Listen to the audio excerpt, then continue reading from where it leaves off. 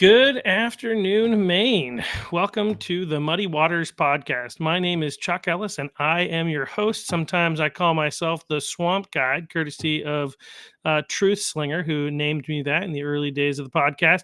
So, my name is Chuck Ellis, again, host of the Muddy Waters podcast, and we're here, as always, today to help you better understand what's going on here in the state of Maine, because the mainstream media is not doing their job. They're not informing the people. They're not sharing what's really going on and the real stories that I think people in Maine want to know, want to hear about.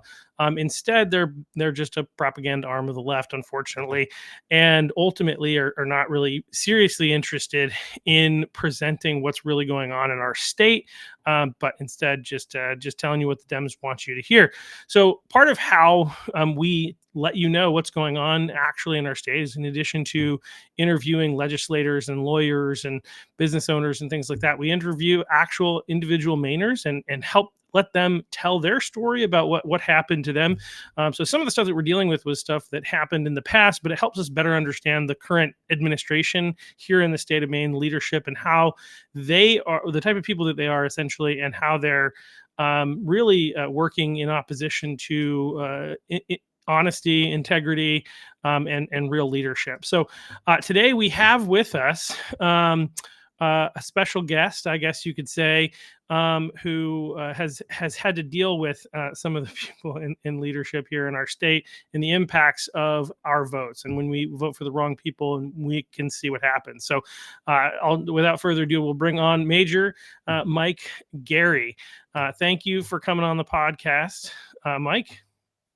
Well, thank you very much, Chuck. I appreciate it. Especially, I've done a lot of things on the national stage because this state is so dark and difficult to work in. So I'm glad to see finally that an alternative media has stood up in the state, and it's actually doing a pretty good job in the moment it needs to. Yeah, we're very fortunate. I think the people who really kind of got the ball rolling was the Main Wire, as they back in late 2022, I believe, really started to like hit the ground running when they brought Steve Robinson back. I guess I'm not really sure on the genesis, but with the Main Wire, and then after that, we have.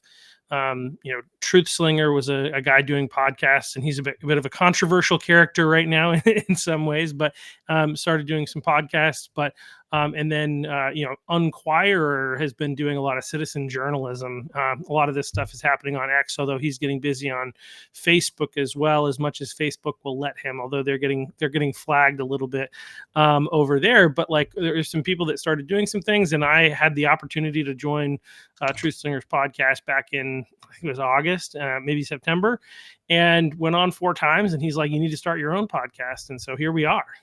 Like, he helped me get it started, but yeah, and so we're fortunate that there are more and more people that I think are picking up and paying attention to alternative media and sharing information. I've got some fun stuff that hopefully we'll be able to break in the future, not today, but potential stories, and just let the people of Maine know better what's going on, because like as I said, the mainstream media, they can, like, the Democrats essentially have been able to control every level of our infrastructure, from medicine to information, education, and we've got to fight back. And we're fortunate, Elon Musk, when he bought Twitter, ensured freedom would continue to reign, at least until they legislated away, which, again, Trump winning made sure that didn't happen. So I think we're here to talk a little bit about some of the things that Trump did do. But like, before we get into that, like, so you're Major Mike Gary, and will tell us like who you are, where you come from, and what was your story, I guess, going back to what began to happen in 2020, but even before that, and your credentials. Absolutely. Yeah. Absolutely, Chuck. Well, thank you very much. Yeah, my story is very distinctly Maine, a Maine story, and I'm from the Piscataquis County area, up in Dover, Foxcroft, Guilford areas where I grew up, in a little town called Abbott, Maine, which is known as Maine's #1 town. because it is alphabetically, right? So that's the town I grew up in. So Nice. before we go any further, I'm just going to say that I'm on this podcast representing my own First Amendment rights to speak the truth as I know it, in the share the information that I've learned, in the wisdom that I've learned. I am not representing the military in any way, because the military involuntarily separated me for COVID vaccine refusal. So I just want to get that out of the way. And yeah, so I grew up in the Guilford, Maine area. That's where I went to high school at PCHS. So I had a rural childhood, growing up in a rural area, and loved every bit of that. And of course, when you get to that point of graduation in high school, you're stuck with the decision of what to do. And I was very much looking at doing carpentry, the construction world. That was where my real interest lied at that moment in time. But I always wanted to serve my country. So those two things were, big things to debate. And I remember meeting a recruiter. I think it was at high school, and they proposed it was Army Reserve recruiter, and they proposed the idea of doing it part time, and which would meet both of my interests.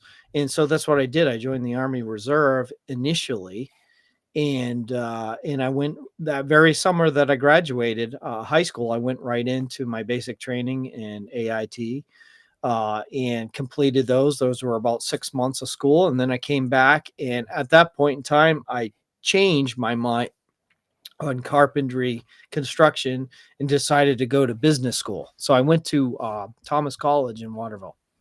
And Nice. at that time, Thomas College was a business school, and had very good professors, and I loved every bit of that in the schooling that I got there. Because again, Nice. for me, it was if I do business and I still want to pursue construction, well, I need to have that small business background. So that's the type of classes that I kind of entrepreneurial classes, finance classes, economics, stuff like that. That's what I ended up pursuing in college. And then eventually I ended up working for the Sheridan Corporation in Fairfield, Maine, which is one of the bigger construction companies here in Maine, smaller than Chimbro for sure, but I got every bit of experience in the construction world as it relates to the accounting. The accounting office is where I started, but I ended up doing forecasting for some of the jobs, did the clerk of the works out in the field, keeping timesheets and keeping track of orders and the logistical part of it. So, and then did a little bit of sales and actually drafting up the projects and what they would cost and stuff like that. So a little bit of project management, and that's all that. So I got to see the whole construction business at Sheridan, which I'm really grateful for that experience that I got. At the same time, I switched over from being an enlisted guy. That's initially how I went in. And because I had a degree, and because some senior NCOs talked me into, and that NCO stands for non-commissioned officers, talked me into going over to what they call the dark side as an officer. And that happened for me right after 9/11. Yeah. So Oh right wow. after 9/11, I decided to become an officer and, live up to every part of what that meant to be a good leader, because I had great NCOs that said you need to do this and you need to do it well. So I listened to them, and that was my intention when I became an officer. So part-time officer, still working at Sheridan, and then my Sheridan career ended when I deployed in 2006 to Iraq. And when I came back from Iraq and seeing what I saw over there, which it was a big cluster, and I don't think I need to finish that phrase, but it was a cluster. And I started to realize that, I started to see a scope of the millions and then billions of dollars of waste. I realized that why I Excuse me. wanted to go over to Iraq wasn't necessarily being fulfilled for the reasons and the purpose that I thought I was supposed to be there for. I realized that there was a lot of money wasted. And when I came back from that deployment, I came back asking a lot of questions like, why? What did I just do?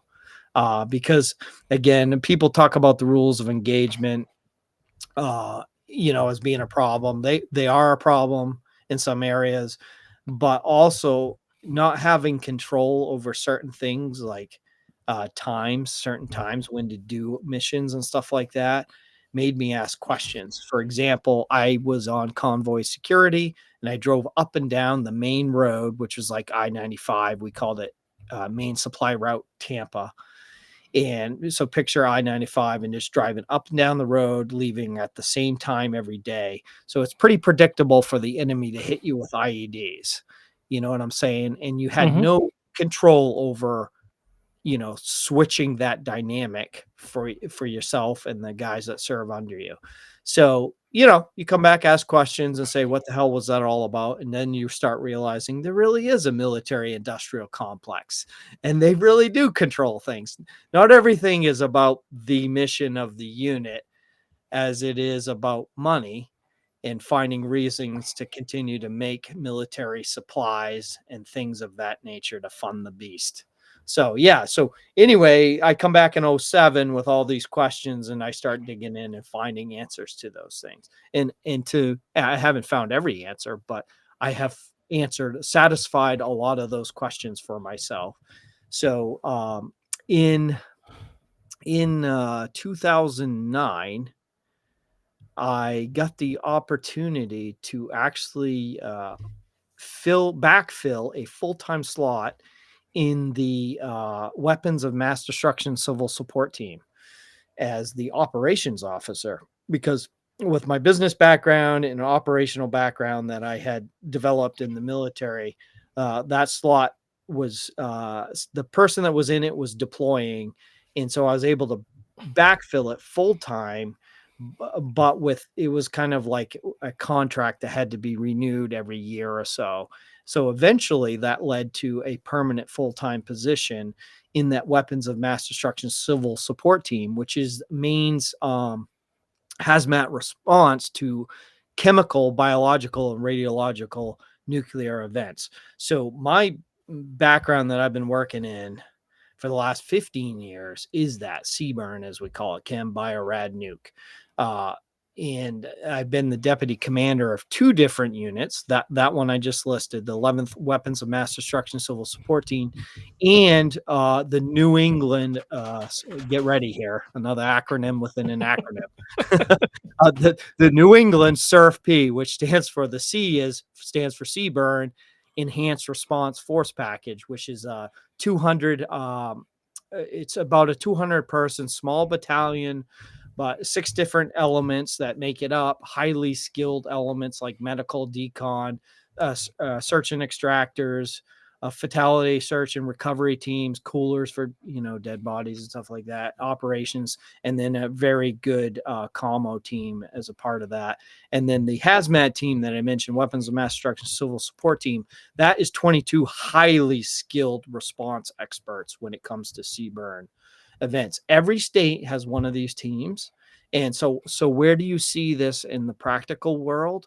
Well, every time Susan Collins, federal office in Maine, gets a white powder envelope, it's that unit that responds to it. When her house was white powdered envelope, I think it was around the Kavanaugh hearings a while ago now.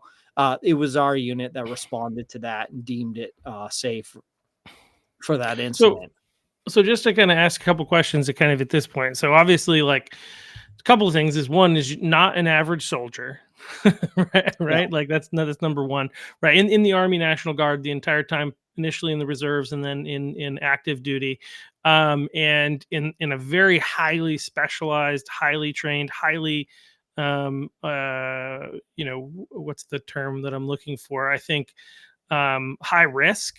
Ultimately, what you the being a soldier, especially serving in a place like Iraq, you're already in a place where you're putting yourself at risk, for the protection of the people of Maine. But on top of that, like, you go a bit further and you're going into some of these other things where you're taking even more risks essentially to keep the people of Maine and here domestically. That's our senators and other people who are potentially at risk. You guys are the ones going in, handling the really potentially scary. I mean, living in the state of Maine, we don't anticipate that there will really be anything significant here, but you just never know, and it is a risk.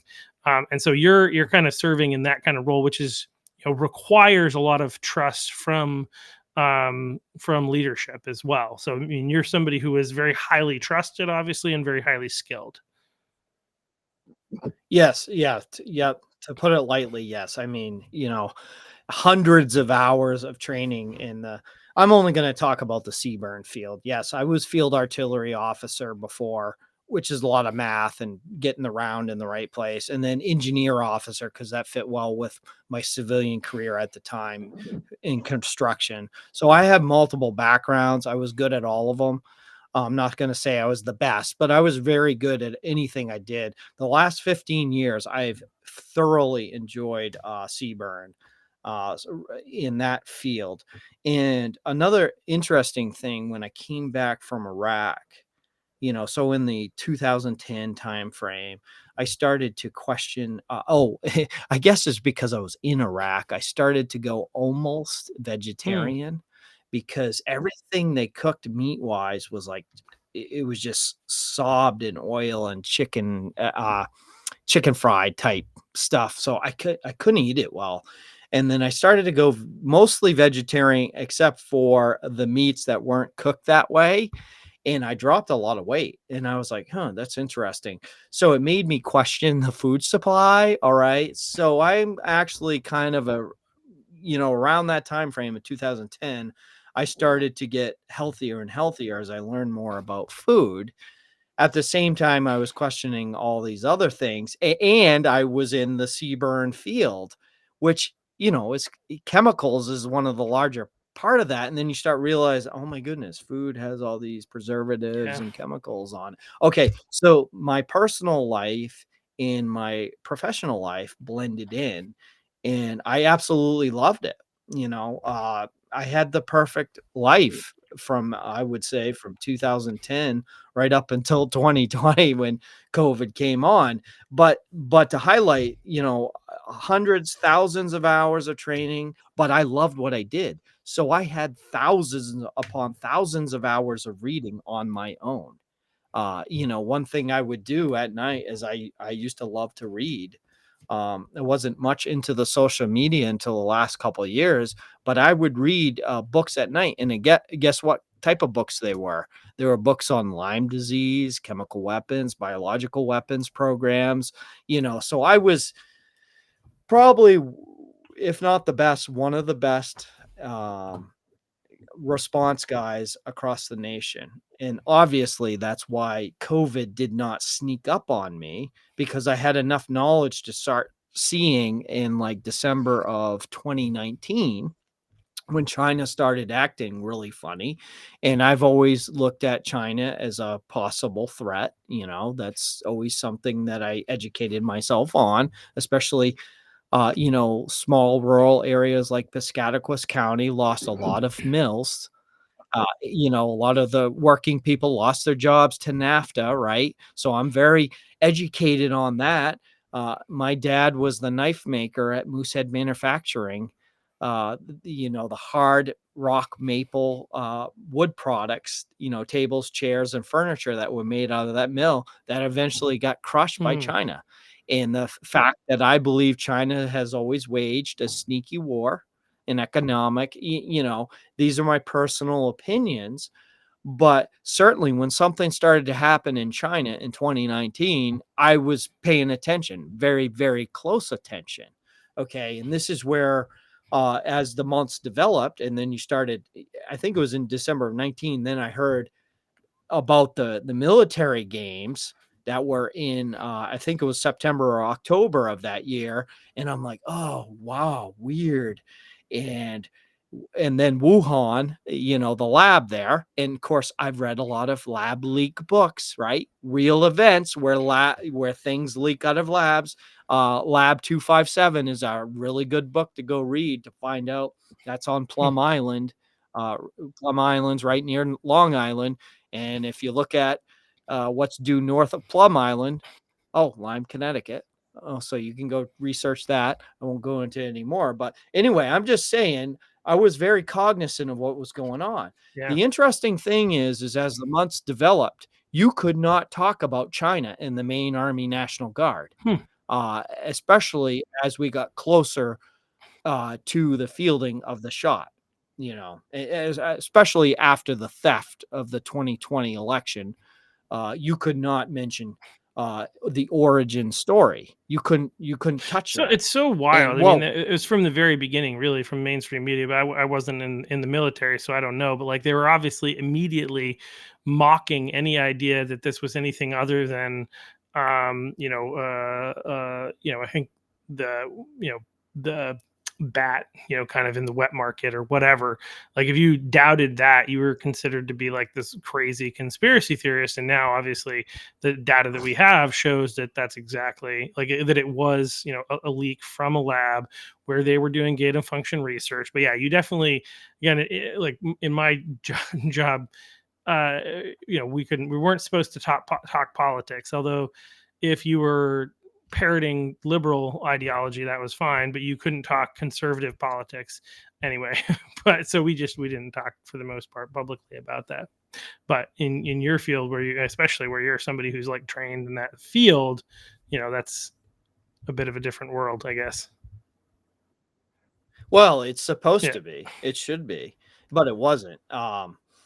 Like I think it was the election theft of 2020. That's when things really changed. And I watched the officer corps in the main army guard, except there was a few weeks after the election. I can't remember what day it was, November 3rd, 2nd, or 4th, whatever it was. But there was some talk about, hey, this doesn't look right. These are private conversations, not in front of formations of soldiers. Right. Okay, let me No, get that's that important. straight right away. Okay. Right.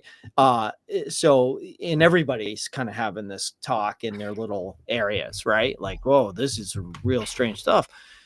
Well, when you start piecing together that, we changed all the election laws around the country, right? And then this weird thing happens in real time with the election.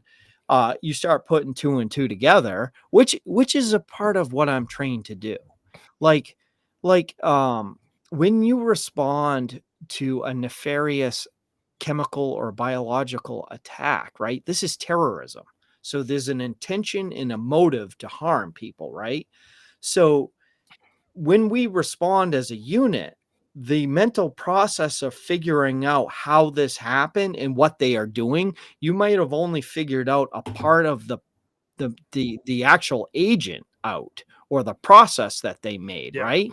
So I guess without going into too much detail, my unit is trained to figure things. It's supposed to be critical thinkers to figure, just to decipher the information, to interpret the analysis of instruments versus the intel that you find in the hot zone downrange, and put all these things together and make a proper decision or a safe decision for the American people. So naturally, when I, as a field grade officer, to serve my soldiers and the civilians of Maine and my chain of command, naturally it was wise for me to dig into what I thought was an intent. Always have believed it was an intentional biological release in China. Okay. And then I believe it was released also in New York. I can change on those things, okay? I'm not So stuck. and that's like, this is like a suspicion when you say you believe it. You're like, not that you have hard evidence proving that that happened, but when you look at the mass body of evidence that exists, you come to the conclusion that like basically the story that we're being told doesn't add up, in and like everything around it seems suspicious, that it's hard to believe for you anything other than an intentional biological release in order to. Well, so that's where there's the lab leak people, and then there's fewer of us that believe it's intentional. But when you look at the outcome of everything that we've lived over the last 4 years, right? And what COVID did, and we still haven't even scratched the surface of fixing what COVID has done to Right. small businesses, families, loss of life, and all these things. Right. So when you look at the fruit of all that, it looks intentional to me, and Yeah. and you, I, you I, know, I don't doubt. So one of the things, I mean, I'm not sure what I think 100%. I think that either it was intentionally released as an effort to keep Trump out of the White House in 2020. That because when you look at early 2020, um, or late 2019, as we were gearing up for the election, I watched a lot of at the time I watched a lot of CNBC, because I was not MSNBC, by the way, but CNBC, the one that was on the stock market, because like I'm a guy who does some investing in the stock market, not a whole heck of a lot, but I also like used to work with clients helping them make decisions about the future and what to do with their money and things like that. And so I like to stay up to speed on like what was going on. And I also had the unfortunate uh,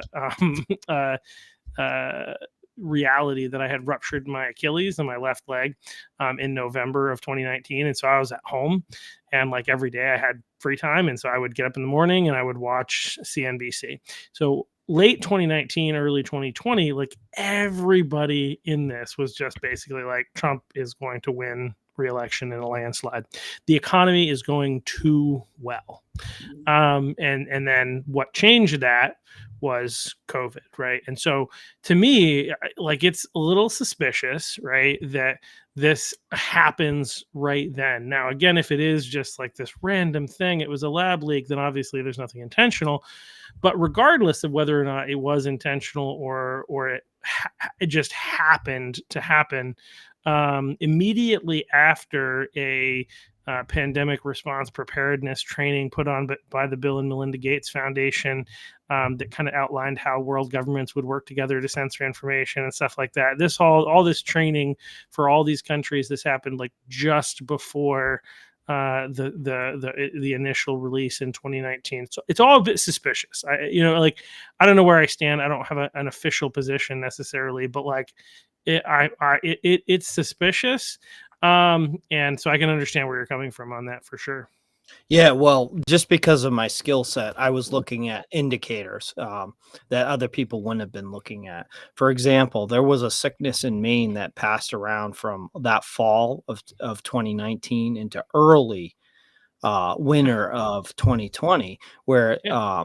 several schools had already, it was a strange thing. Okay. I had So I just friends who looked. got sick at that point. Yep. Okay, so we're validating each other's stories. So, but Yep. there were schools and some things that had canceled out of the ordinary just because they simply didn't have enough people because they were out sick. And so I always mark that down as, hey, this might have been this thing already. And again, a lot of people aren't aware of genetically modifying microbes, bacteria, and proteins and stuff like I was. So I knew, especially if you read the book Lab 257, and you start realizing that they've been messing around with these pathogens for a long time. Yeah. Okay. And then the people that believe, like Dr. Francis Boyle, who wrote the Biological Weapons Anti-Terrorism Act.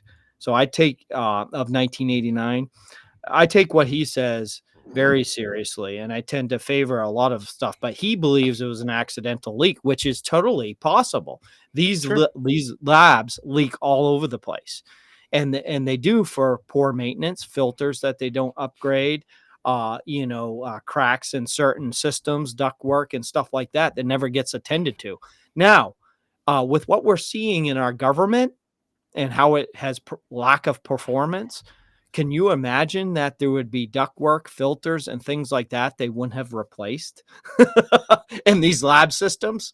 Now go Is to that common. sarcasm? Because I can definitely believe it.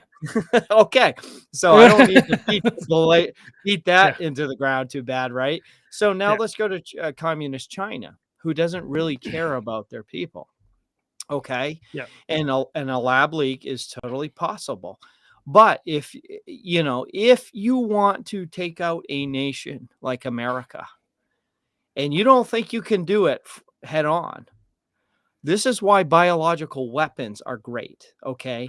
And they don't necessarily have to be great killers or actually even make the population fully sick. The thing about a biological weapon is there's a psychological fact of it. And that's why it's always concerned me out of chemicals, pretty quick because the body responds rather quickly. It throws a symptom usually within seconds, minutes, or whatever. But a biological weapon, there's an incubation period, and Mhm. it does your body doesn't give a sign, symptom, or signal for sometimes weeks, and certainly days. So you can spread these things, right?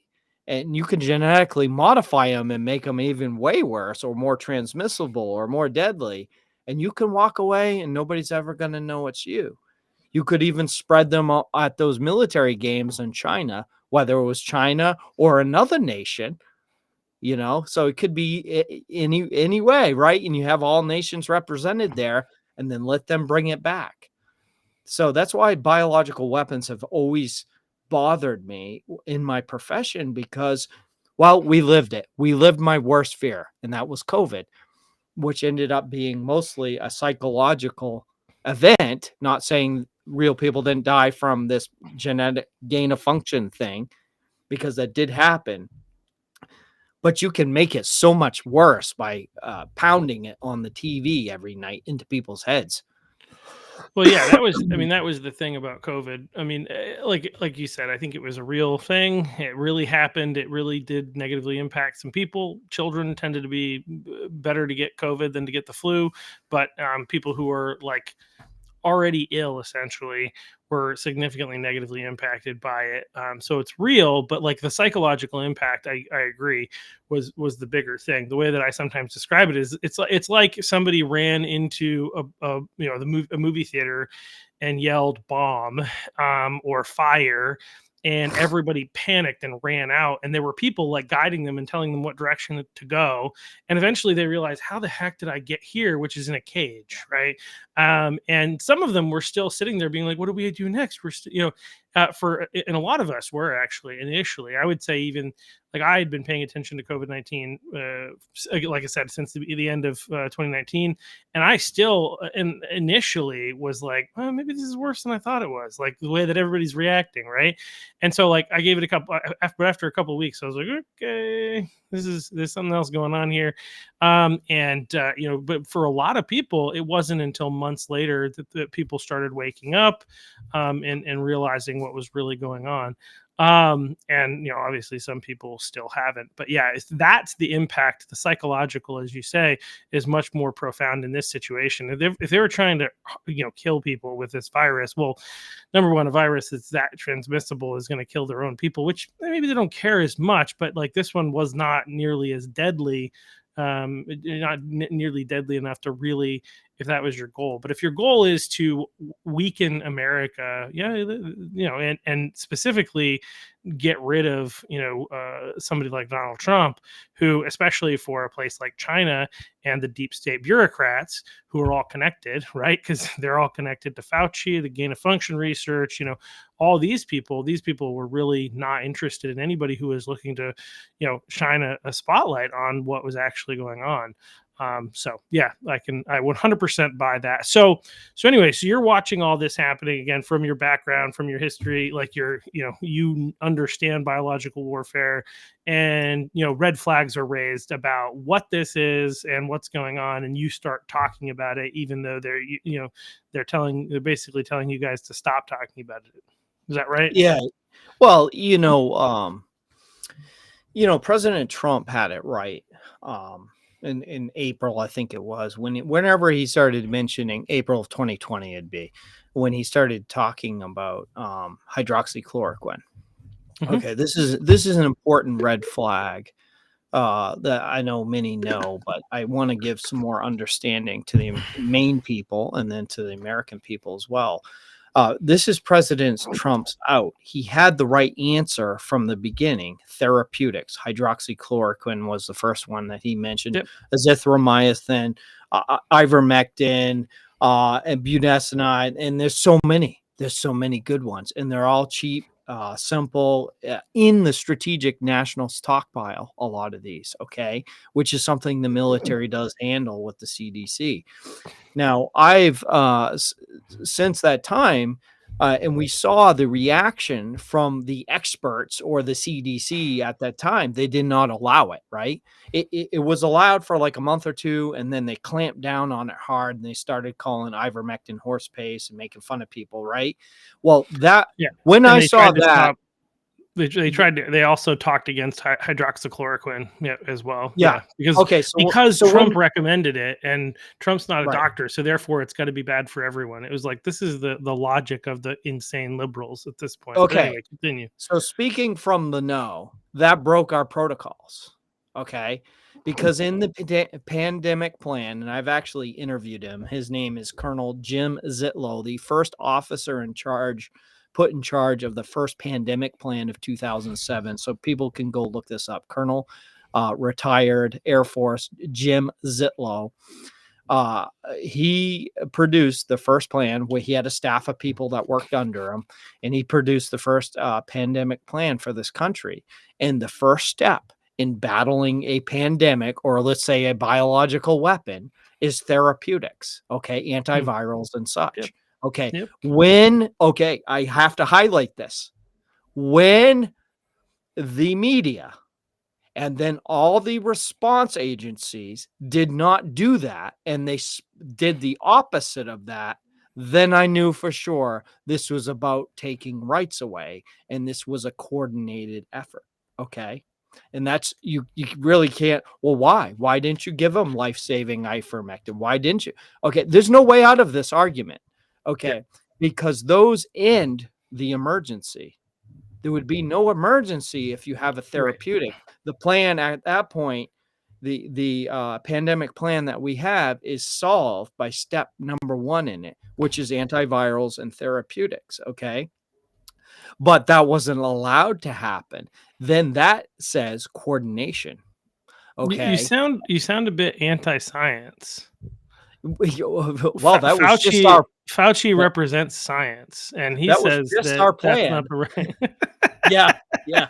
Well, Yeah. Fauci didn't know which way to go for a while. He was in the middle flapping whether mass or not mass and this and that, Well, yeah, which see, that was intentional. So, like, I think the people in our world who see Fauci as a scientist and not as a politician are missing what he really is. Right? He was a politician and he was playing politics, and the reality was like he did want people to wear masks, but first he told people not to wear masks because there weren't enough masks in production for the hospitals, who actually know how to wear those masks. But it's also still, anyway, there are other issues with the masks, CO2 related, that are dangerous for people to wear, especially for long periods of time.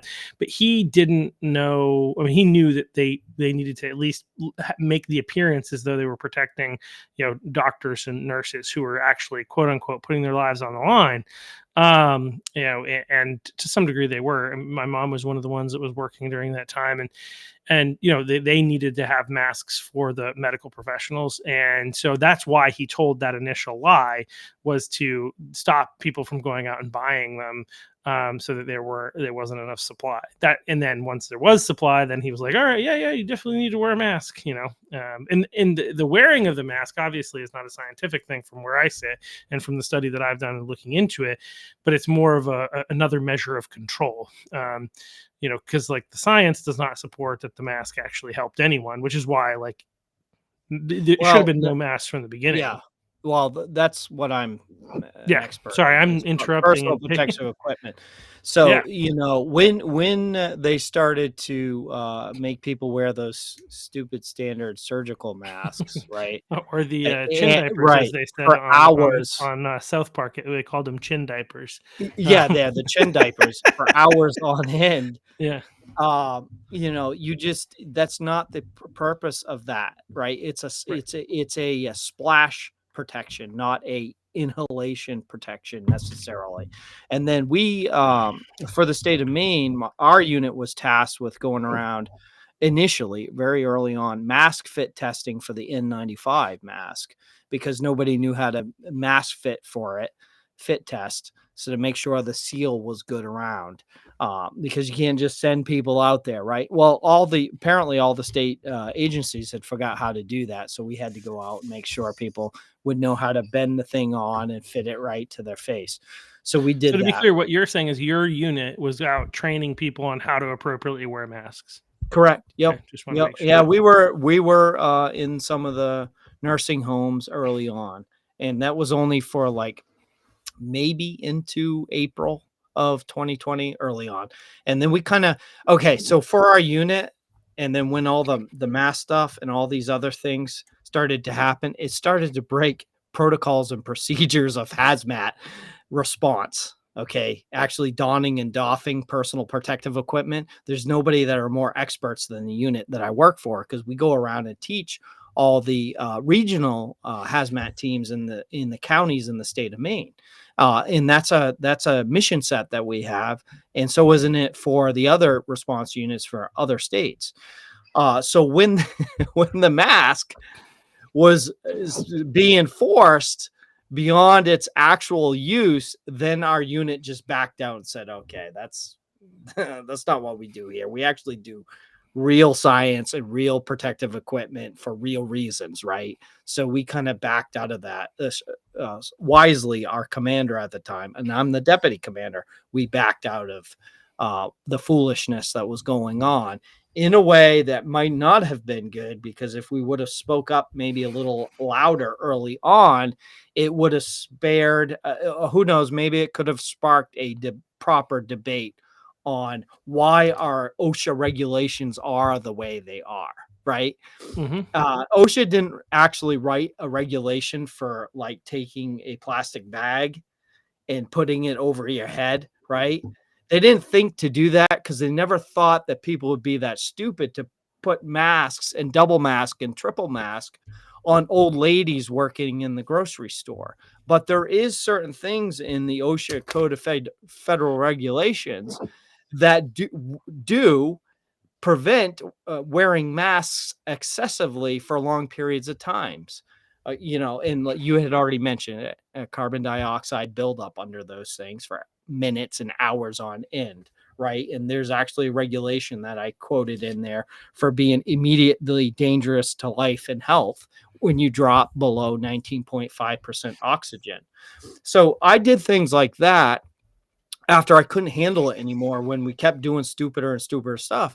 But the chain of command in Maine, uh, rightfully, like you said earlier, call that conspiracy theory stuff. So I had the chain of command telling me, who is a Seaburn hazmat response guy, one of the best in the nation, that they know better than me. And every time I would bring them a piece of evidence, like, for example, my 5-gas meter, when it would read low oxygen underneath the mask, they wouldn't argue with me. And I even asked them to debate me. I even asked when I went under investigation, I asked the medical command unit to debate me on the COVID-19 vaccine, which they obviously didn't want to so, pursue a so they debate. began to investigate you. Yeah.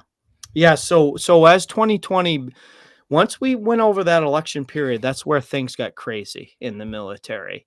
And J6 was another big highlight item. When Yeah. January 6th happened, Yeah. okay, do you remember shortly after that, all the capitals in the United States were supposed to be attacked by MAGA people? Do you remember that? I did. So that time was so crazy. I can't remember that specifically, but I remember being concerned that we were about to lose our republic and that we were going to devolve into chaos. There was a really good chance that we were going to devolve into chaos and potentially, what's the term for military rule? What do they call that? When they bring in the military to rule. Insurrection Act, or are you talking, No, or no, martial law? martial law. Yeah. Yeah. I felt like we were on the verge of martial law, and yeah, Yeah. it was freaking crazy. But you mentioned like this idea that MAGA people were going to do damage in major cities. That didn't happen, though. I do know that much. No, right. Very good observation. Excellent. So, but You know what's crazy? Just as a quick aside, because it blows my mind, right? That like all the damage that had been done by like Antifa and BLM in 2020 and the Summer of Love, as it's sometimes referred to as, I have friends who still think that the Republicans are the ones that are more violent because they always cite, the insurrection in which 4 protesters were killed and no one else. Yeah. Well, Yeah. this is why we really need to get to the bottom of J6, because Yeah. J6 had profound effects within the military and response agencies and also the intelligence agencies. Like, for example, I'm going to give a main example, and main people should know this. Like after J6, and the whole stir up in the propaganda that we saw from that, right? Which I tend at this point I call it a Fedsurrection. It was a Fedsurrection, not an insurrection, right? We're going to find out Yeah. that the FBI and other nefarious entities shaped that event to be what it was. But how did that affect? Well, I was on a call about the second or third week in January with the Maine tactical team, Maine State Police tactical team, which Oh were yeah. requesting us to be part of their response to the January 20th mission at the Capitol. Because again, they thought MAGA people or white supremacist groups or what domestic extremists, whatever they want to call it, were going to come in force. That was a real thing. And I'm just telling the main people here that they one of them on the call had mentioned, what if we actually have to shoot civilians? And I want to tell this. I spoke up and I said, I think that was overblown in propaganda, or I said it was overblown. I don't think it was really that bad. And I was told by my commander at that time to shut my mouth and take my right wing leanings out of the conversation. Okay. That was a real conversation between the Weapons of Mass Destruction Civil Support Team and the Maine State Tactical Team. Wow. Okay. And they sat there wondering what they really needed to have, because remember, the intel was all over the place. We didn't know if we were getting real intel from the FBI or if it was fake, because there was conflicting information coming down, which is not normal. Okay, not normal. I simply injected one last time into the conversation because my commander was not as savvy at CBRN threats as I was. So he really needed my input. Okay. And I said simply, hey, what threat, what is the threat that we need to concern our unit with specifically? Because then we will provide the proper devices and materials to respond to that. What is the threat that the FBI or other agencies are tracking? And guess what? It was crickets. Yeah, that's what I was gonna say. It was Crickets. crickets. Yeah. Yeah, and then, as you said already, nothing happened, right? So it was a big propaganda thing. But from then on, my relation with my commander was toast. And, he had called me out as being a right winger at that point on that meeting with the state tactical team. And, from then on, it was just different. And of course, the shot came in right after that. And The another shot. thing, Oh, the the shot, the COVID vaccine. Yeah, shot yeah, was following yeah. right on the tail of January 6th. So within big army or big military, uh, they use that event to start purging domestic extremists, because the big army did, and Pete Hegseth, our Secretary of Defense, lays this out in his book War on Warriors. Very good, better than I can explain it. He's done an excellent job, because he was called a domestic extremist. Okay, he was in the DC National Guard, and he was supposed to be on the inauguration Wow. mission at that same time on the riot lines. Okay, and they pulled him off because he had that Christian tattoo on him, and they called him a domestic extremist. So he knows this stuff.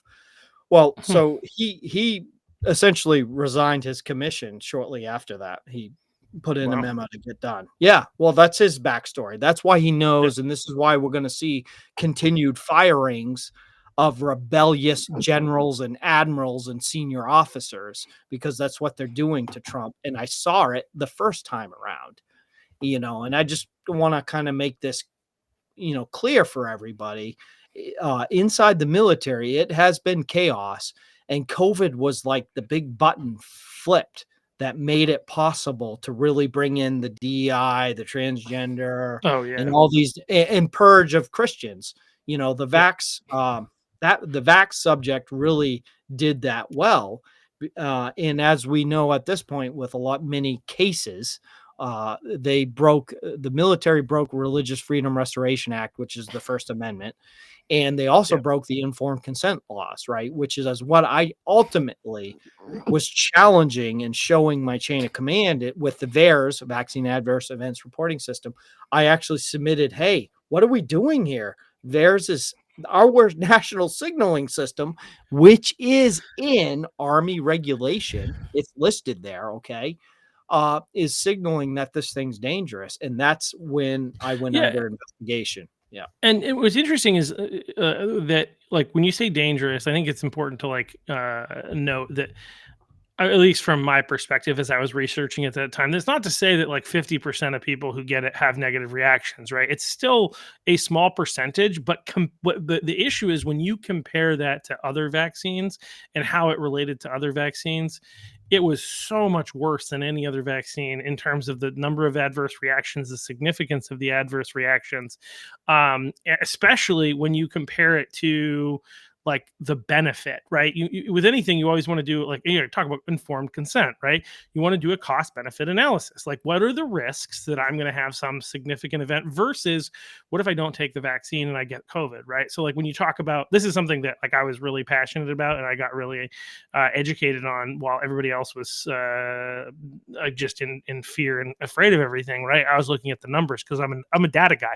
I'm a numbers guy. I worked in banking. I'm a math major, love numbers. And so I was like dove into the numbers. And so when you look at, kids, people under the age of 40, especially men who have no like significant health risks, they were basically had zero risk of dying from COVID. And if you're like, some people did, it's like they probably had comorbidities that we didn't even know about at the time. Maybe they got into a car accident and were also diagnosed as having COVID. And though that legitimately happened in the early days, and I think eventually they started to take those out, but they were really in there. And the reality is, like, again, if you were a healthy person, I would actually even say probably under the age of 50, the odds of you dying from COVID were so low that it's more likely that you were going to get struck by lightning 10 times in a day than that you would die from COVID. And so when you're at that space, it's like, well, there basically little to no risk from COVID and potential risk with this vaccine. So like, why take the vaccine at that point, especially when it seems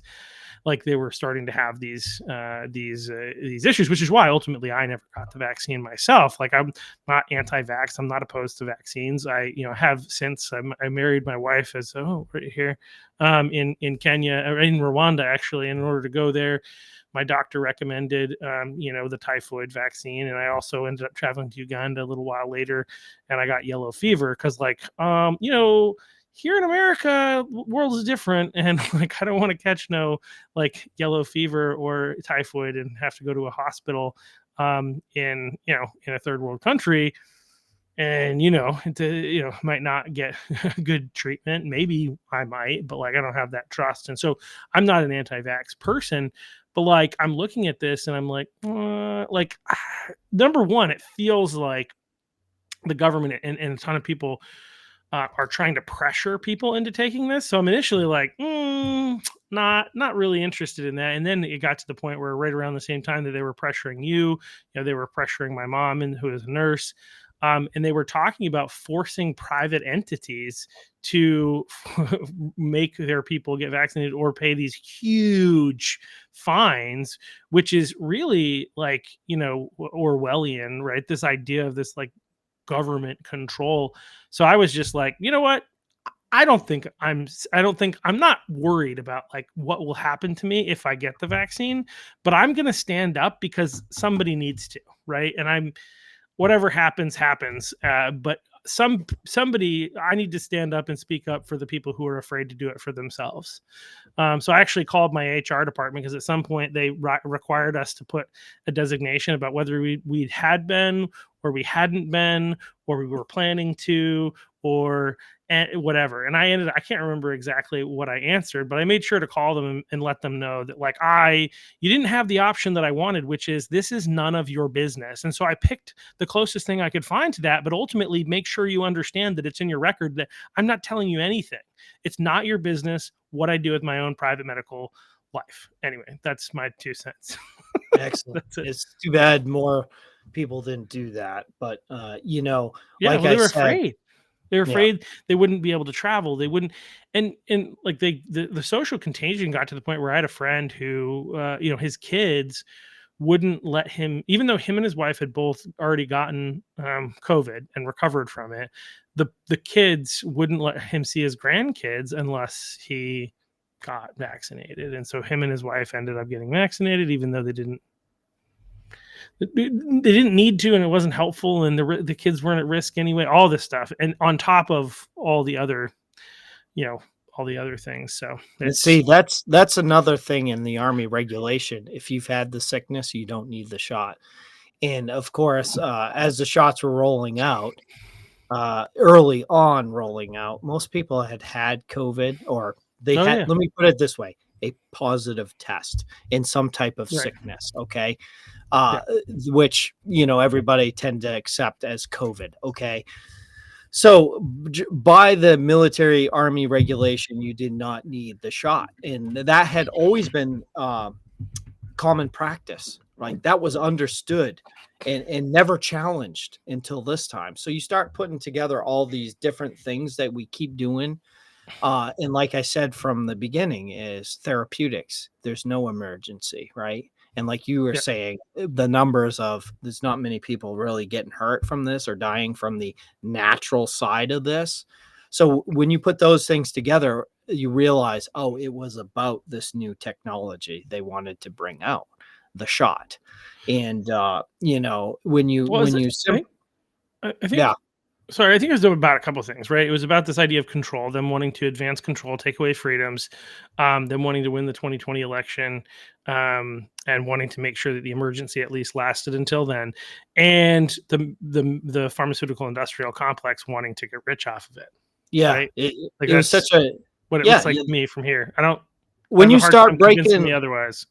Yeah, when you start breaking, policies, procedures, regulations, and laws, whoever else jumps on the evil bandwagon is gonna benefit, right? So then they just keep having all these, great outcomes from continuing to roll it on longer and longer. And and simply for the American people or the main people here, why would you inject yourself with something, a synthetic version of the gain of function thing that was at least brought to Wuhan virology lab? Why would you do that? And see, a Well, lot of people especially don't even know that right now. They don't even right, understand that the shot within your cells replicates a synthetic version of the gain of function, what we're going to call it the spike protein, which does have some inserts from HIV inside of it and much more, much more. Okay. We don't even know. And here's another thing, all the experts yeah, out there. Part of my job was getting to the center of truth, and it takes a lot of things you have to actually eliminate and narrow out on your way to the truth. We don't even know yet. And just like the vials, there's different lots and they're not consistent. It wasn't made under good manufacturing practices, which means there has to be quality control and standardization. That's part of my fight against the main Army Guard. I've got them pigeonholed into a point they have had to admit by not answering my FOIA requests that the thing is an emergency use authorization and it is not an FDA approval product made under good manufacturing practices, which means it has to be labeled properly, has to be the facility has to be quality controlled, and the procedure has to be quality controlled. All three of those things have to be in place to have GMPs, and which did not happen, right? Because they needed the PrEP Act liability shield to make emergency use authorization, which means none of these lots are consistent with the same amount of product or precursors in them. So yes, we can sit Mm, and argue about who got hurt by the shot and didn't get hurt by the shot all day, but you didn't get the same things. And there is a lot of evidence out there, it seems to be, that a lot of these were just plain saline. So there's a federal false claims that can be filed against, mm. the companies for not actually producing biological products, period. So, there's just some ideas to pass around, but we haven't got there, and we Yeah. need to get there because this upended people's lives. Well, it still Oh yeah. is upended our lives. And, that was Yeah. what I was trained in, is actually doing the mental math to get to the center of truth on, a biological agent, right? Yeah. Yeah, and we could. I want to, but also know that we got to move on. Uh, I love to get into like the calling it a quote unquote vaccine and the way they had to change the definition, all that kind of stuff. But Yeah. that's for a later day.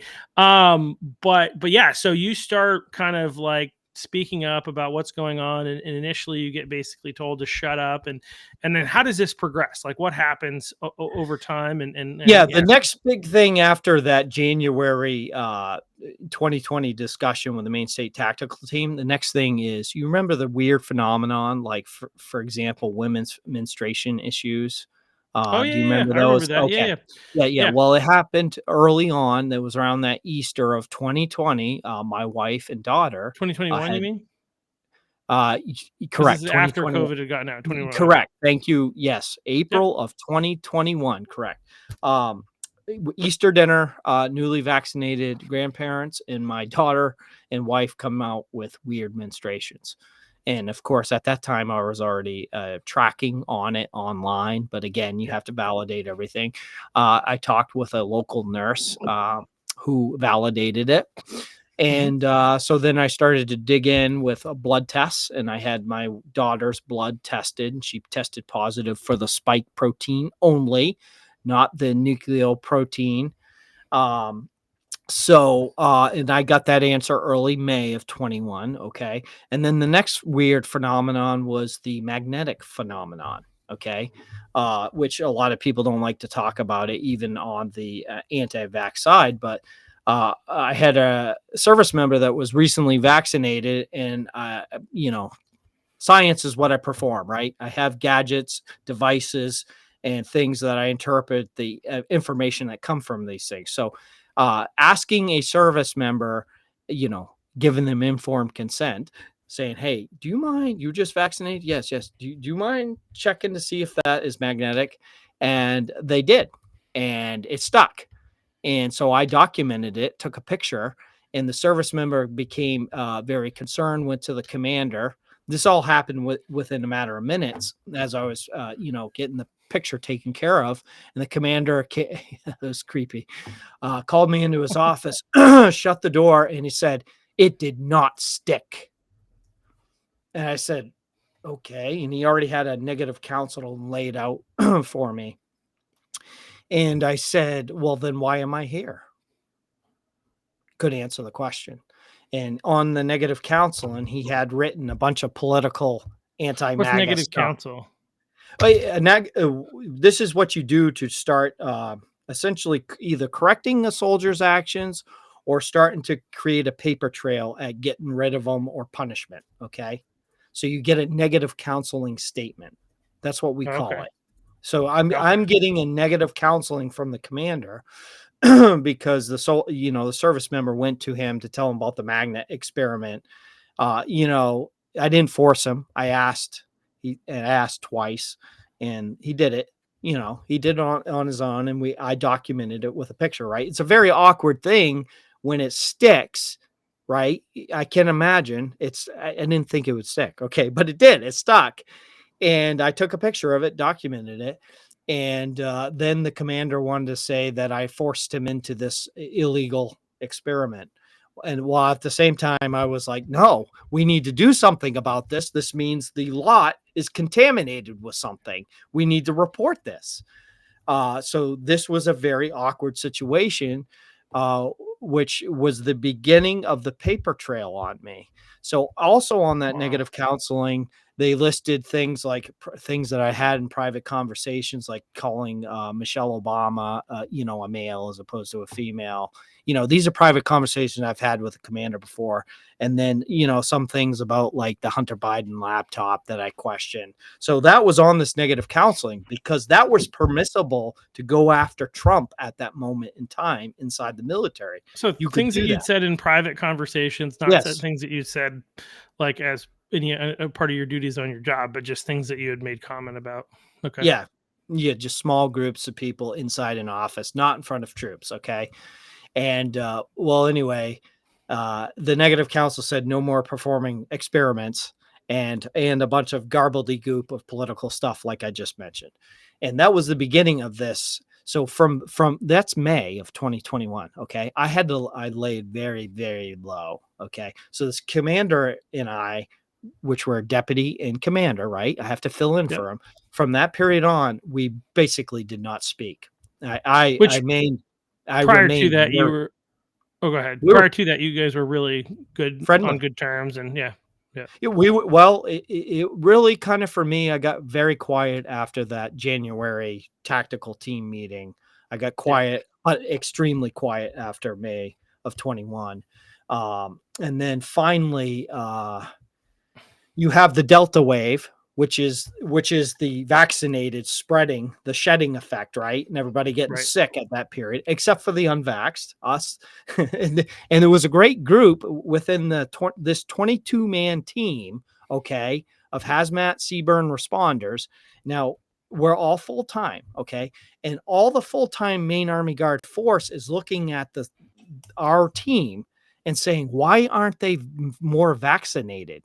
Because it was about a third, and it got down to maybe a fifth of us weren't vaccinated in the summer of 2021. So our unit was becoming a problem in by virtue of people realizing we weren't heavily vaxxed as the other full timers in the Main Army Guard. There was questions being asked, so it became a problem to senior officers. Okay. And of course, I was the senior unvaccinated guy in the whole state at that point. And of course, nobody wants to debate me on the science of anything. Um, anytime I offered to go to the medical command's briefings, they didn't want to have them. In fact, they didn't have them. They were supposed to have these town halls to answer questions, and they didn't because they Hmm. didn't want to run into somebody like me who they couldn't answer my questions. And so that summer, I stripped off everything patriotic in my office. So don't tread on, anything that was not, patriotic, American flags, Betsy Ross flags. I stripped out of my office before 4th of July of that year because I could feel the weight of everything and I knew things were coming. The pressure was immense. And then September of 21, my religious exemption packet, which I submitted in December of 2020 before the shot. So I submitted then, it's about 10 months, end of September, it came back denied. Now they had it for a long time. They could have approved it a lot earlier before the pressure on the shot in the military built up, but they didn't. They held on to it and then denied it. And within less than 30 days, I was under a fraudulent 15-6 investigation for having this 3%er Roman numeral with a 1776 on my coffee mug. It was a sticker about the size, half the size of my thumb on my Huh. coffee cup that I didn't sanitize. And so anyway, that opened the investigation as a domestic extremist because inside the military, they're purging domestic extremists. So the Quote unquote. yes. Yeah, right. A very good generational military families, people that are patriots, really proud to serve, those type of people. That's what we got rid of. So this domestic extremist thing and this anti-vax thing ran head into each other, and that's why you see a lot of us be labeled multiple labels with whether it's bully, insubordinate, domestic extremist, white supremacist, insider threats. So we got all these labels, but in the end, the main Army Guard right now is currently defiant to President Trump's executive order because I sent them a notice that I want to be reinstated because So they solely involuntarily separated me for the shot.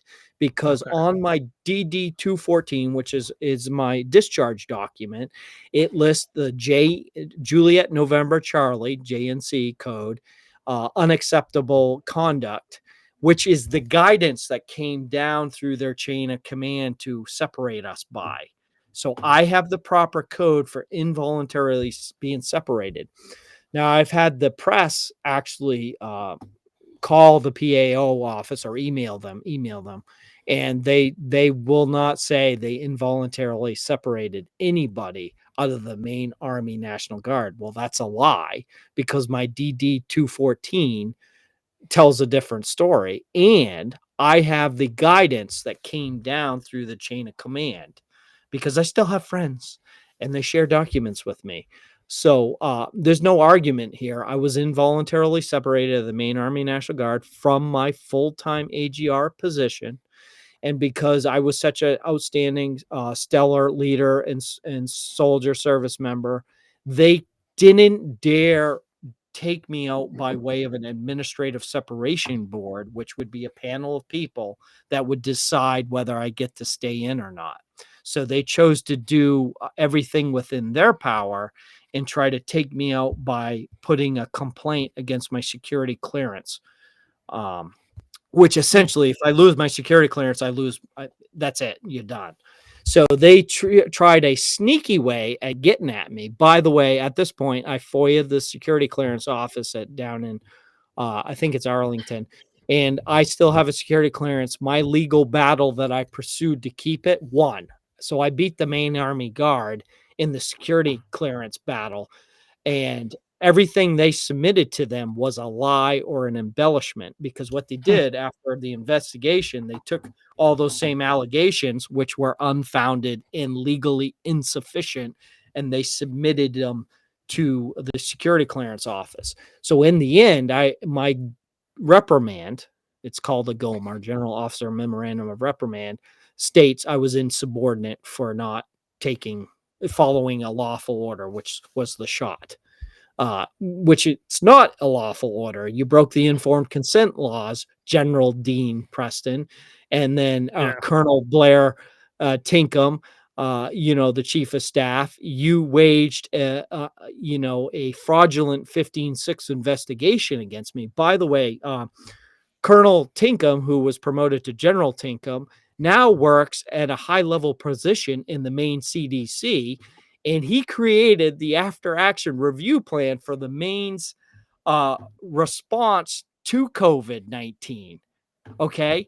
Do you think that thing's accurate? No, no way. That's not accurate at all. He was a very devout mask wearer, and he was such a mask wearer that he created such a toxic atmosphere that there was many people on the edge thinking about committing suicide in the main Army National Guard. Wow. That's how, yeah, it was bad. It was bad.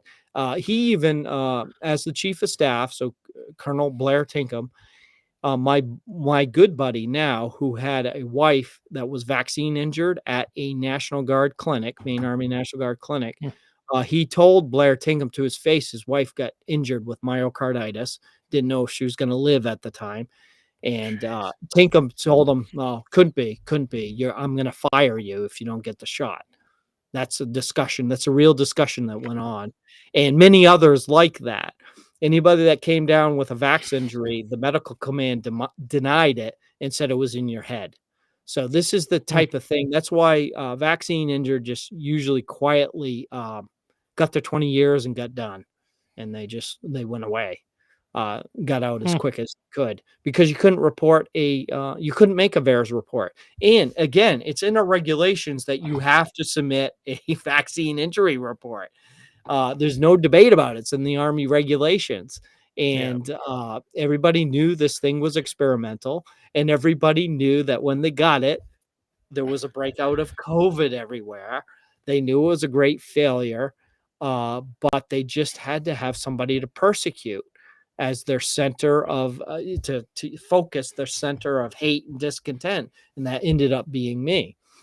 Now, I think they also made a big mistake because I asked for a religious exemption before any of this transpired. So I think they may have broken other directives and guidance because uh, that guidance that I was mentioning about my DD 214 also says you can't flag somebody. The flagging action is like, hey, we're flagging this guy. He's under investigation, or we think he might be bad, so we got to hold him from doing anything. Uh, they specifically said you can't flag them. Well, that's what they did to me when they put me under a 15-6 investigation. So I think they got some big problems here, especially as things turn over.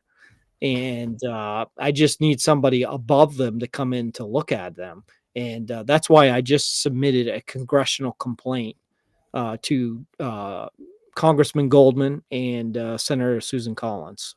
So we'll see Okay. where that goes. Coleman Collins, yeah, and you also, I think, like as a result, because again, so all this happened, under the Biden administration, and in concert with the Mills administration, who appoints the leadership of the Maine National Guard, and they kind of like cracked down on you because you were, sticking out like a sore thumb. You're saying the things that we don't want you to say.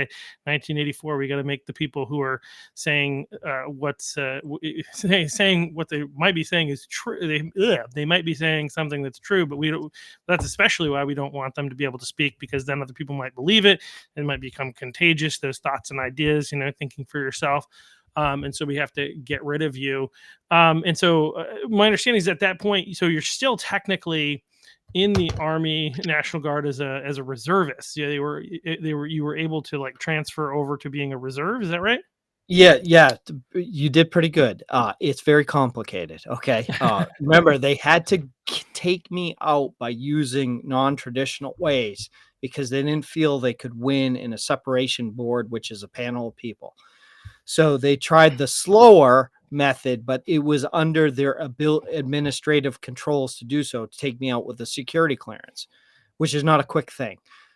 So in that time, I understood I was going to be continually persecuted by them, so I had no choice. I left the main Army National Guard and went into the Army Reserves. Okay, so when Oh, the I Army lost my Reserve, so not the National Guard. right, so I left the Okay, main Army National Guard in summer of 2023, but I had already lost my full-time position. Okay. right. The investigation took my full-time position away, full-time job. So they still had to have me as a part-timer because they couldn't finish me off. No administration separation board to do that. So they went security clearance. And then at that point, I realized it was over. I'm going to be continually picked on and bullied by this chain of command. So I went over to the Army Reserves, which I've been treated fine so far. I just have to battle the flu shot in every once in a while, once a year, right? But other than that, I've been treated a lot better there.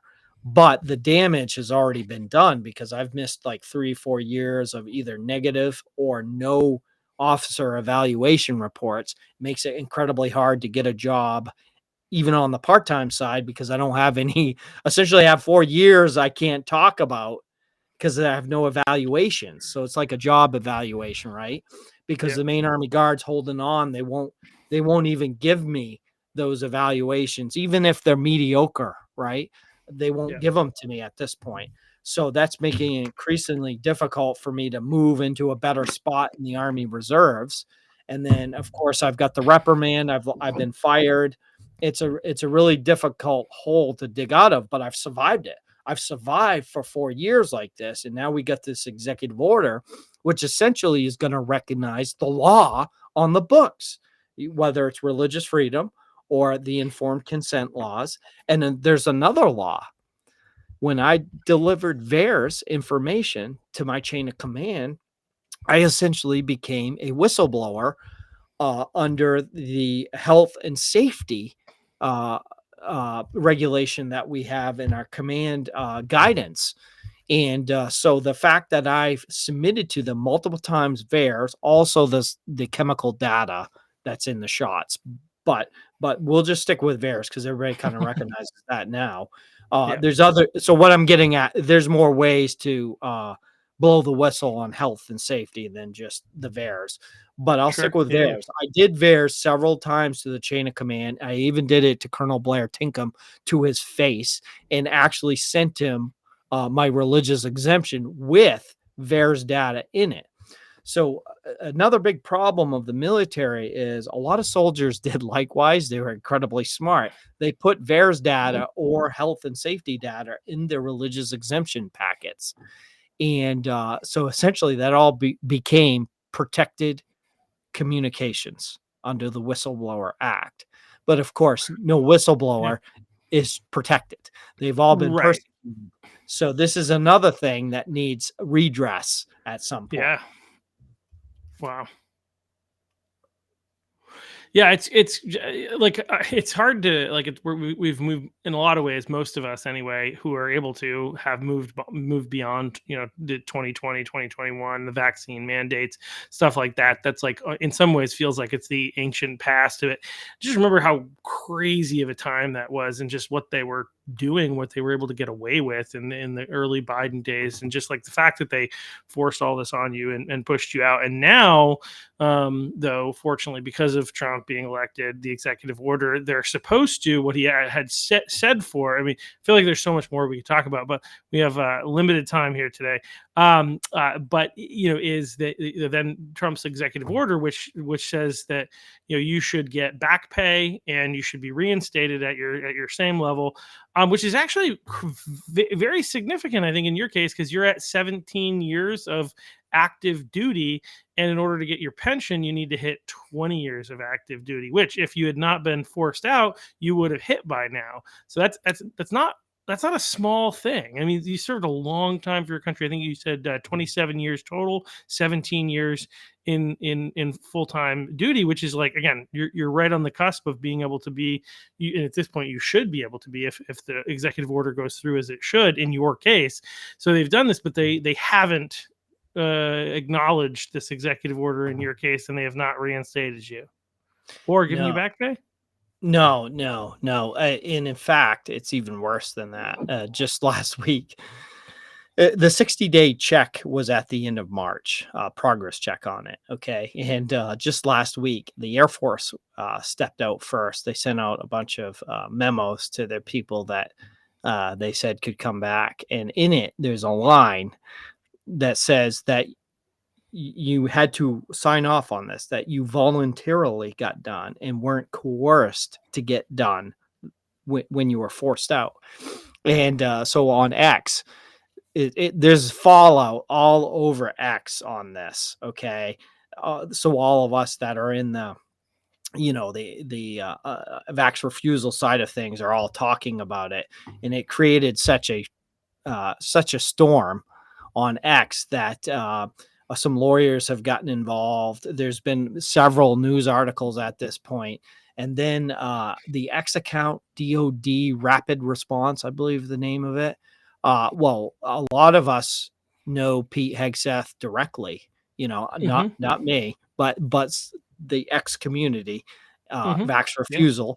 And of course, that's caught his attention and that account's attention.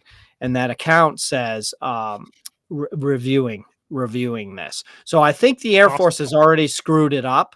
And what this has shown, and you see also seen in the news lately, a lot of commanders defying the president in one way or another, whether or not Yeah. putting his picture up, or the Greenland incident that we had, Yeah. shooting out emails saying this is not the official policy, well, and stuff like that.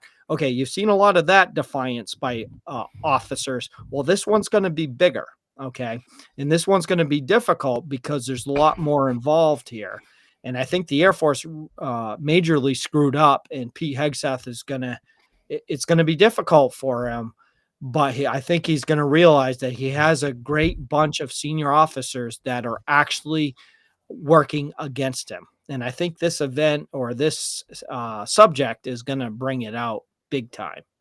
So we'll see what the other branches Yeah. of services. Hopefully, they learn from this example, because Air Force seemed to get out ahead. So we'll see. But Yep. I personally know this: there is JAGs, the JAG Corps, the Public Affairs Corps, and senior officers, general types, admiral types, that do not want to implement this executive order, because when they do, it shows that they were guilty. They gave an unlawful order, and ultimately it's the informed consent laws that are built off Nuremberg Code that make them extremely guilty. And it's hard because the whole military did it. So this is where we're at, but you can't ignore it either. I mean, we have ignored it for 4 years now, but I think we've hit that point. You've got so many injured, you've got hurt so many, and then we've got more shots lined up behind this. So you can't get away from this topic. It's not going Yeah. away. And the courts are on our side of this. so the military keeps losing, whether it's religious freedom Now, or informed consent. now they are. I mean, it seems like in the early days during the Biden administration, there were a couple of things that ended up going to the Supreme Court and got dismissed without even being given a full review. Essentially, and I wasn't surprised by some of it, because like when I started researching this stuff, the Supreme Court, there had been a precedent back in the Spanish flu, I think, where they can mandate certain things during like in certain fields. They have there is a precedent again that they can do some mandates in the midst of they reference the pandemic. Jacobs case, but Yeah, which is irrelevant to this, because you got to have trials. Like our current rules, regulations, and laws, you got to have real trials. You got to have it tested certain ways, and then which leads to a FDA. They didn't follow those protocols, and it's the whole thing is just absolutely wild that it ever happened, and that we're still have so many people that think it was the right decision, and you're in a position where your life has been upended essentially. Somebody who has spent the vast majority of your life working to defend and protect and take care of the people of the United States of America, the people of Maine, to be so mistreated for just speaking truth at a time where you're not allowed to speak truth. And just it's mind blowing. And I'm sorry. Thank you for your service, first of all, and sorry that this all happened to you. But hopefully, the hope is that with Trump in office, there's going to be there are a lot of like rogue players still within the army, within the FBI, within within underneath the executive branch, essentially, that are still in defiance of the president. But the hope is over time they'll get that all reined in and you'll get taken care of, but it may take some time, unfortunately. Yeah, no doubt. I mean, I think we're gonna eventually be reinstated, fixed, and we'll be fine. But it is just difficult to live it, as opposed to and it's simply, we could have followed the laws. I mean, the laws are right there, and they are holding true finally. But we've had to go through all this turmoil where we created all these new precedents which upended our laws on the books, which is incredibly frustrating. But I think this will all come out. It's regrettable that it's had to come down to this. It's regrettable that the senior officers, commanders did this, but they do need to be held accountable. And I think that is coming to fruition now. I warned General Preston not to do this to me, because once the courts catch up, truth catches up, this can be very bad. I said, as like, hey, just think about this. You don't want to be on the wrong side of history, thump. But a lot of them are going to be on the wrong side of history, and there's no way around it now. It's the accountability is coming. Yeah, no, it absolutely is 100%. I mean, in the long run, truth is going to play out. Sometimes in the short run, it doesn't work. But yeah, I'm like, again, this whole thing, the whole scenario here of how many people just turned their brains off and followed procedure and said, this is what I got to do to take care of my family and all this other kind of stuff. Like, you get it on the one hand, but you're also frustrated on the other, and how people basically just didn't even, you know, realize the impact that their decisions were going to have on other people. How many? I mean, you probably know a lot of people who lost their jobs during that time, and or people who got the vaccine and because they were pressured into doing it, that didn't want to do it. I think you mentioned that at one point, 1 in 5, initially 1 in 3, and then later 1 in 5 were unvaccinated. But part of the reason for that change was not that people were convinced that the vaccine was good for them, but that they were pressured into it and they wanted to keep their Yeah. job, and they didn't want it. They wanted to keep their head down and not have a situation like yours where they would get removed and they would be, have all this scrutiny and all this stuff. And that's what we all dealt with under a tyrannical government. And unfortunately, people at home, this is what you need to pay attention to. We're still living under a tyrannical governor who decides what she wants to decide, including, apparently, according to the Main Wire they broke recently, that one of the things that they spent money on was about $800,000 for medical expenses for an illegal alien that did not qualify for Maine care. So just for fun, like, this is what one of the things that our tyrannical government is doing for a non-citizen who is not here legally, and then for a citizen who's here legally, who's protecting the people of Maine, and they're withholding funding.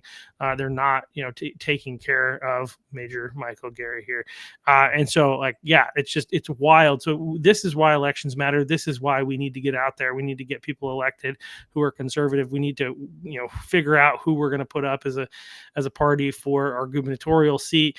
But we need to get House people elected. We need to get people elected to the state Senate. We need to get people elected to school boards and city councils, because this is how we take our country and our state back and ensure that this type of crap doesn't happen in the future. We have to, be vigilant and work hard and do what we can. And hopefully, maybe at some point in the near future, Mike, when we get some more news on this, we can have you back on and do a little bit more of an update and maybe go into some other of those fun topics. I feel like you're a wealth of knowledge and information, on top of an expert in your field, and then at the same time you have the story of you being basically pushed out of the military for speaking truth at a time where we weren't allowed to do that. So thank you for speaking up. That's one of the problems, again, that we have people at home. I'd say too, is like, we need to speak up and we need to speak out. Our country needs us to do that. And when nobody is speaking out, it's easy for the few who are in control to maintain control and keep their position. We need more people to speak up. And so I would encourage you to speak up and not remain silent, not give in on even like the things that sometimes feel like they're not as major of issues. We need to speak truth at all times in order to be able to win this fight against the radical left, essentially. So so thanks for coming on, Mike. And we look forward to hearing back, once everything is settled and situated, and justice is met out to you and your family. And thank you for, again, thank you for your service. Thank you for all that you're doing. And thank you for being willing to speak out so that more people can know what this doesn't just happen a far distance away. This happened right here in the state of Maine. Just thank you so much. Excellent. Thank you very much, Chuck. I appreciate it. Yeah. All right. Well, everybody else will be back in the future. Who knows when this is going to air? So this has been, we're recording this one. It's not fully live. And so we will see you when we see you. But thank you all for watching. And also don't forget to check out our merch store. We've got the hats like what I'm wearing now. I've also got the t-shirt. You can be out there in the public representing Muddy Waters podcast to help more people know that we're here, so that they can get more informed about what's actually going on in our state and hear real stories from real people in Maine on what's happening. So be sure to like, share, subscribe, all the stuff, so that more people know what's going on and we can take back our state. Thank you all. Bye.